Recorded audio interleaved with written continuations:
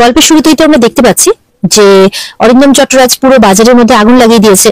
মহারাজ তো গেছে বাঁচাতে, কিন্তু মহারাজকে উল্টে মাথায় মেরে ঘায়েল করে দেয়। তবুও কিন্তু মহারাজ ঘায়েল হয় না। মহারাজ সমানে পূজাকে ডেকে যাচ্ছে, আশেপাশে লোককে ডাকছে, আর অরিন্দমকে আটকানোর পুরো চেষ্টা করছে। কিন্তু অরিন্দম আর কি গুন্ডাদেরকে বলে যে ওকে আরো মার, আরো মার। এই করে কিন্তু মহারাজের মাথাতে আবারও মারতে থাকে গুন্ডারা। মহারাজ তো আর পারছে না। কিছুক্ষণ পর আবারও মহারাজ দেখা যাচ্ছে যে পেছন থেকে ধরে ফেলছে অরিন্দমকে। যে অরিন্দম বলছে যে আমাকে বাঁচা, আমাকে ধরে ফেলেছে, আমাকে বাঁচা। তখন কি করে, ওখানকার লোকজন সবাই চলে আসে হাওয়া করতে করতে, যে তাদের সমস্ত কিছু পুড়ে গেল। আর এই দেখে গুন্ডারা পালিয়ে যায়। অরিন্দম বলছে তোদেরকে আমি টাকা দিয়ে রেখেছি, তোরা আমাকে না বাঁচিয়ে পালিয়ে গেলি, তোরা আমাকে বাঁচা ওর হাত থেকে। গুন্ডাগুলো তো অলরেডি পালিয়ে গেছে। মহারাজ ওই অবস্থাতেও কিন্তু তাকে চেপে ধরে রেখেছে, আর একটা থাবা আবার মেরে একদম ডাইরেক্ট মন্দিরে গিয়ে ছুটে পড়ে অরিন্দম। মহারাজ তো কিছুতেই ছাড়ে না তাকে। মহারাজ সবাইকে ওই ঘায়ল অবস্থাতেই বলছে যে জল আনো, জল ঢালো, পুলিশকে খবর দাও, দমকলকে খবর দাও। ওই অবস্থাতে বলে যাচ্ছে, কিন্তু মাথার ব্যথাতে কিন্তু মহারাজ পারছে না, কারণ তার মাথাতে কিন্তু অনেক কটাই বাড়ি মারা হয়েছে। এদিকে অরিন্দম বলে যাচ্ছে পারবে না, শেষ রক্ষা করতে কিছুতেই পারবে না। এদিকে পূজা তো বাড়িতে লক্ষ্মী পুজো জোগাড় করছে, আর এদিকে চিন্তা করে যাচ্ছে যে মিস্টার মাথা গরম এখনো কেন আসছে না। শিব সমানে ফোন করে যাচ্ছে। ওদিকে মহারাজের বাবাও অপেক্ষা করে যাচ্ছে, কিন্তু আসছে না। পূজা তো খুব চিন্তায় পড়ে গেছে। চিয়া বলছে চিন্তা করো না, অ্যাংরিম্যান ঠিক চলে আসবে। পূজা বলছে এবার তো আমার খুব ভয় করছে, এত দেরি তো করে না। এদিকে চিয়ার মা ফোন করেছে চিয়াকে। চিয়া ফোনটা রিসিভ করতে তার মা বলে তোমার পাপা কি ওখানে আছে? চিয়া বলে কই না তো, এখানে তো নেই। কেন, বাড়ি ফেরেনি? বলে না, তোমার পাপা এখনো বাড়ি ফেরেনি। পূজা তো চিন্তায় পড়ে যায় যে ওদিকে অরিন্দম চট্টরাজ উনিও বাড়ি ফেরেননি চিয়ার বাবা। তাহলে কি মিস্টার মাথা গরমের বাড়ি না ফেরার পেছনে এর কোনো যোগসূত্র আছে? এদিকে চিয়ার বাবার কথা কিন্তু বারবার করে মাথায় ঘুরছে পূজার, যে বাজারটা বাঁচিয়ে রেখো। মহারাজ এসে আবার অরিন্দমের কলার ধরে নেয়। ওদিকে লোকজন তো জল দিয়ে নেভানোর চেষ্টা করছে, দমকলকেও ফোন করেছে। অরিন্দম বলছে দেখো দেখো, চারপাশটা পুড়ছে, দেখো শেষ রক্ষা হলো না, মন্দিরকেও বাঁচাতে পারবে না। মহারাজ বলছে মন্দিরের কিচ্ছু হবে না, বাজার বাঁচাও, জল দাও, এই বলে চিৎকার করে যাচ্ছে মহারাজ। অরিন্দম বলছে যা ক্ষতি হওয়ার হয়ে গেছে, আর তুমি কিচ্ছু করতে পারবে না। এই বলে অরিন্দম কিন্তু খুব হাসছে। মহারাজ বলছে গরিব মানুষের চোখের জল অনেক দামি, এর দাম আপনাকে দিতেই হবে, বলে অরিন্দমকে আবারও মারে। ব্যাটারি বলছে মহারাজকে যে আমি পুলিশে খবর দিয়ে দিয়েছি। মহারাজ তখন অরিন্দমকে বলছে এবার আপনাকে শ্রীঘরে যেতে কেউ বাঁচাতে পারবে না, এবার আপনাকে শ্রীঘরে যেতেই হবে। অরিন্দম বলছে কি শ্রীঘর? কে আটকে রাখবে আমাকে? কার এত বড় ক্ষমতা যে অরিন্দম চট্টরাজকে আটকে রাখবে? মহারাজ বলছে সবাই ঘুষখোর নয়। অরিন্দম বলছে হয় হয়, প্রত্যেকে বিক্রি হয়, সবার দাম ধার্য করা আছে। মহারাজ রেগে গিয়ে বলছে আপনি ভ্রান্ত ধারণা পোষণ করেন, এই জগতে সবাই বিক্রি হয় না। অরিন্দম বলছে তোমার ভুল ধারণা, মনে রেখো তোমারও একটা দাম আছে, সেই দাম পেলে তুমিও বিক্রি হয়ে যাবে। মহারাজ বলছে আপনি তাতে গোহারা হেরে যাবেন। অরিন্দম তা হা করে হেসেই যাচ্ছে। যারা তো চিন্তা করেই যাচ্ছে, বলছে বাবা চলুন না বাইরে গিয়ে দেখি, আমার খুব চিন্তা হচ্ছে। তখন দেখা যাচ্ছে আশ্চর্য মা পূর্ণিমা এখনো ছেলের জন্য টোন কেটে যাচ্ছে। সোমনাথ বলছে এত চিন্তা করার কি আছে, একটু থেমে যাও, ঠিক চলে আসবে। তখন চিয়া বলছে বাইরের এনিমির কিসের দরকার যখন বাড়ির মধ্যে এনিমি থাকে? শিব বলছে এরকম বেকার চেষ্টা না করে নিজের বাবাকে ফোনে ট্রাই করো না, বলে সেটাই তো করে যাচ্ছে, কিন্তু ফোনে পাচ্ছি না। পূজা বলছে এভাবে বেকার চেষ্টা করলে হবে না, আমাদের কি বেরোতে হবে। পূজা শিবকে বলছে চলো আমরা বেরোই। ঠিক সেই সময় পূজার ফোনে অনেক ফোন আসে। তখন পূজার শ্বশুরমশাই বলছে ধর তোর ফোনটা ধর। পূজা যখন ফোনটা রিসিভ করে, অনি বলছে এখানে সবকিছু পুরো ছাই হয়ে গেছে, পুরো শ্মশান হয়ে গেছে, মন্দির চত্বর দোকানপাট সবকিছু, তুই তাড়াতাড়ি আয়। এটা শুনে পূজা পুরো চিৎকার করে ওঠে, না বলে যে না এটা হতে পারে না, কি করে আগুন লাগলো। এই কথা শুনে বাড়ির সবাই অবাক হয়ে যায়। তখন বলছে আমি কিচ্ছু জানি না, তুই তাড়াতাড়ি আয়, বলে ফোনটা কেটে দেয় অনি। এদিকে মহারাজের কথা জিজ্ঞাসা করতে দেখে ফোনটা অলরেডি কেটে দিয়েছে। কিন্তু পূজা দৌড়ে যায়, আর পূজার পেছন পেছন সবাই যায়।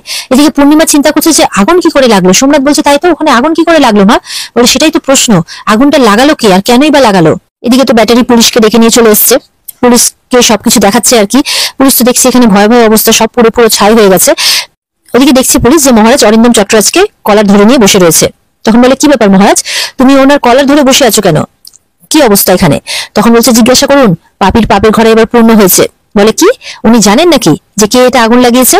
তখন মহারাজ বলে নিজের দুষ্কর্মের কথাটা বোধহয় নিজের মুখে বলতে পারছেন না, আগুনটা উনি লাগিয়েছেন। তখন অরিন্দম বলছে কি যাতা কথা বলছো, ওই উন্মাদ হয়ে গেছে, নিজে আগুন লাগিয়ে এখন উদর পিন্ডি বুদর ঘাড়ে দেওয়ার চেষ্টা করছে। মানে অরিন্দম এবার দোষ চাপিয়ে দিচ্ছে মহারাজের গায়ে।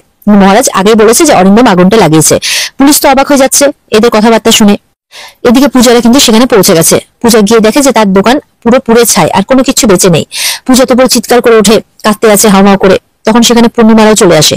চারপাশের অবস্থা দেখে তো সবাই অবাক। পূজা তো বলছে যে আমার সব শেষ হয়ে গেল, চিয়া আমার সব শেষ হয়ে গেল। পূজার ভাই বলছে আমরা সর্বশান্ত হয়ে গেলাম। মহারাজ পূজার কাছে যায়, পূজার কাছে গিয়ে পূজাকে সামলানোর চেষ্টা করে। পূজা বলছে সবকিছু শেষ হয়ে গেল, আমার সবকিছু শেষ হয়ে গেল। মহারাজ বলছে আমি পারলাম না তোমার দোকান রক্ষা করতে, আমি অনেক চেষ্টা করলাম কিন্তু পারলাম না। ওদিক থেকে অরিন্দম পেছন থেকে আসে, বলে রক্ষকই ভক্ষক কন্যারত্ন। পূজা মহারাজকে বলছে, উনি কি বলছেন? হ্যাঁ, উনি কি বলছেন? অরিন্দম বলছে, যা বলছি সত্যি বলছি, তোমার স্বামী হলো আসামি। পূজা তো অবাক হয়ে মহারাজের দিকে তাকাচ্ছে। মহারাজ না না বলছে। অরিন্দম বলছে, মহারাজ হচ্ছে একটা আস্ত শয়তান, উন্মাদ। অরিন্দমের কথা শুনে তো মহারাজের পরিবারও অবাক হচ্ছে। মহারাজ তো হাসছে, হেসে বলছে, বাহ, দারুণ অ্যাক্টিং করছেন তো আপনি, দারুণ অ্যাক্টিং করতে পারেন। পুরো বাজারটাকে জ্বালিয়ে দিয়ে এখন অ্যাক্টিং করছেন। এদিকে ওখানকার মানুষজন দেখা যাচ্ছে পুরো হুমড়ি খেয়ে পড়েছে। পুলিশ সামলানোর চেষ্টা করছে। ওরা বলছে, যারা অপরাধ করেছে তাদেরকে আমাদের হাতে তুলে দিন, তুলে দিন আমাদের হাতে, আমরা দেখে নেবো তাকে যে কে এই অন্যায়টা করেছে। তারা খুব রেগে গেছে আর কি জনতা, কারণ তাদের সবকিছু জ্বালিয়ে পুড়িয়ে দেওয়া হয়েছে, তাদের সর্বস্ব শেষ করে দেওয়া হয়েছে, তাদের রুজি রোজগার পুরো কেড়ে নেওয়া হয়েছে। স্বাভাবিক তারা তো রেগে যাবেই। অরিন্দম তখন লোকজনকে বলছে, চুপ করুন, আমি কিছু করিনি। মহারাজ বলছে, হ্যাঁ আপনি করেছেন, এতগুলো গরিব মানুষের চোখের জল ধরিয়েছেন, আপনি সবটা করেছেন, সবটা জ্বালিয়ে পুড়িয়ে ছারখার করে দিয়েছেন আপনি।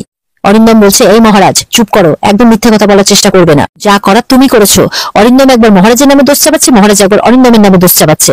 মহারাজ বলছে, ধর্মের কল কিন্তু বাতাসে নড়ে, আপনি জানেন তো, মায়ের কোপে পড়বেন আপনি, মায়ের কোপে। এরকম ভাবে আঙুল দেখিয়ে বলছে অরিন্দম চট্টরাজকে। মহারাজ বলছে, না না, শুধু আপনি নন, আপনার গোটা পরিবার পড়বে। মায়ের মন্দির জ্বালানোর চেষ্টা করেছেন আপনি, মায়ের কোপ থেকে আপনাকে আর আপনার পরিবারকে কেউ বাঁচাতে পারবে না। অরিন্দম বলছে, যা বলার তুমি আমাকে বলো, আমার পরিবারকে এখানে মাঝখানে টেনে আনবেন না। মহারাজ বলছে, না না, এখানে আমার টেনে আনার কোনো প্রশ্নই নয়। আপনি মায়ের মন্দির চত্বর, মায়ের মন্দির চত্বরের বাজার সবকিছু পুড়িয়ে দেওয়ার চেষ্টা করেছেন, সবকিছু পুড়িয়ে ছাই করে দিয়েছেন। তো মা আপনাকে ছেড়ে কথা বলবে না, মা আপনাকে শাস্তি দিয়েই ছাড়বে। তখন রুমেলা চলে আসে, যে কি হয়েছে, তুমি কি বলছো সব? বলে, দেখো না মহারাজ কি বলছে, বলে আমার গোটা পরিবার নাকি মায়ের কোপে পড়বে। তো আমার মেয়েটার তো কোনো দোষ নেই বলো। মহারাজকে বলছে, আমার মেয়ে তো তোমাদের বাড়ির ছোট বউ, তাহলে তোমরাও কোপে পড়বে। মহারাজ বলছে, আবারও বলছি কিন্তু মায়ের রোষে পড়বেন, একদম পুরো পরিবার মায়ের রোষে পড়বেন। বলে, মায়ের সিদ্ধেশ্বরী মন্দিরে আপনি হাত দিয়েছেন, ওই হাত দুটো না আপনার খসে পড়ে যাবে। অরিন্দম তো মহারাজের কথা শুনে অবাক হচ্ছে, সাথে রুমেলাও। এদিকে তো পুরোহিত মশাই বলছেন যে, এ কি হয়ে গেল, এ কি আশ্চর্য ঘটনা ঘটে গেল। মা, তুমি পাপীদের শাস্তি দিও, যারা এই পাপ কাজ করেছে তাদের তুমি শাস্তি দিও। পুরোহিত মশাই সমানে বলে যাচ্ছে। মহারাজ বলছে যে, আমাদের মা সিদ্ধেশ্বরী খুব জাগ্রত, আজ পর্যন্ত যে মন্দিরে নজর দিয়েছে তাদের সর্বস্ব ধ্বংস হয়েছে। পাপীদের স্থান নরকে চট্টরাজ, আর পাপীদের পরিবারও নরকেই যায়। রুমেলা তো মহারাজের এই কথাবার্তা শুনে যথারীতি ভয় পাচ্ছে। ওদিকে চিয়াও কাঁদছে। মহারাজ বলছে যে, মা আপনাকে শেষ করে দেবে। তখন অরিন্দম নিজের মুখে সব স্বীকার করে নেয়। বলে, কি তুমি মন্দির মন্দির করছো? আমি তো এই মন্দিরটাতে আগুন লাগাতে চাইনি, আমি চেয়েছিলাম এই পুরো বাজেটটাকে শেষ করে দিতে। আর ব্যাস, নিজের মুখে নিজের একদম পাপের পাপটাকে স্বীকার করে নেয়। সবাই তো এটা শুনে অবাক হয়ে যায়। মহারাজ তো হাসছে, চিয়াও অবাক হয়ে যায় তার বাবার এই পাপ কর্মের কথা শুনে, আর মহারাজের পরিবারও। অরিন্দম বলছে, আমি চেয়েছিলাম তোমার আর পূজারিনীর সর্বনাশ। সামনেই কিন্তু ইন্সপেক্টর রুদ্রও দাঁড়িয়ে আছে, সবটাই শুনছে। অরিন্দম তো বলেই চলেছে, তার কিন্তু কোনো হুঁশ নেই যে সে তার মুখ থেকে কোন কথা বের করছে। মহারাজ তো হাসছে আর অরিন্দমের দিকে তাকিয়ে আছে। আর এখানেই আজকের পর্ব শেষ হয়ে যায়। তো বন্ধুরা, আজকের পর্ব এই পর্যন্তই। দেখা হবে আবার আগামীকালকে নতুন পর্বের রিভিউ নিয়ে। ততক্ষণ সবাই ভালো থাকবে। আর আজকের পর্ব যদি ভালো লেগে থাকে তাহলে অবশ্যই কিন্তু পর্বকে লাইক, কমেন্ট আর সাবস্ক্রাইবটা করতে কেউ ভুলবে না। আর পর্বের বিস্তারিত দেখতে চাইলে অবশ্যই তোমাদেরকে যথাযথ সময়ে স্টার জলসার পর্দায় চোখ রাখতে হবে। তাহলে ভালো থেকো সবাই, দেখা হবে আগামীকালকে। ততক্ষণের জন্য টাটা।